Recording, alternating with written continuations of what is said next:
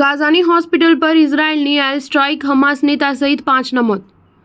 Gaza પટ્ટી પર ઇઝરાયેલના હુમલાઓમાં મહિલાઓ અને બાળકો સહિત 60થી વધુ પેલેસ્ટીનિયનો મોત થયા છે. ગાઝાના આરોગ્ય મંત્રાલયે આ માહિતી આપી હતી. બીજી તરફ ઇઝરાયેલે હમાસ સાથે યુદ્ધ વિરામ તોડ્યાના અઠવાડિયા પછી ઇજિપ્ત તરફથી યુદ્ધ વિરામનો નવો પ્રસ્તાવ આપવામાં આવ્યો હતો, જેમાં ઇઝરાયેલ યુએસના 5 જીવિત બંધકોના બદલામાં 1 અઠવાડિયાનો યુદ્ધ વિરામની સાથે ઇઝરાયેલ સેંકડો પેલેસ્ટીનિયન કેદીઓને મુક્ત કરવાનો પ્રસ્તાવ મૂકવામાં આવ્યો છે.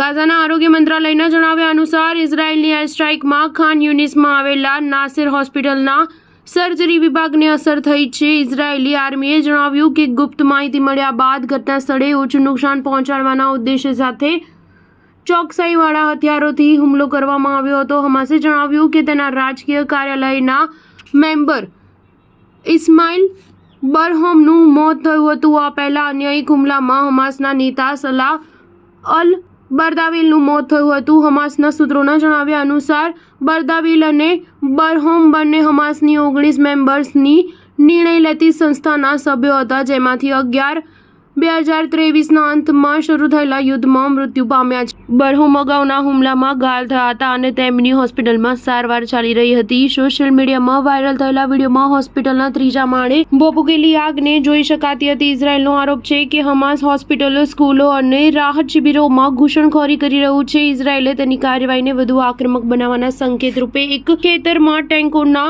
ઉતરણનો વિડીયો સોશિયલ મીડિયા પર શેર કરીને લખ્યું હતું કે ગાઝા પટ્ટીમાં કામગીરી માટે 36મી ડિવિઝન તૈયાર છે. સ્ટાર ન્યૂઝ 7 હંમેશા સચ્ચાઈની સાથે.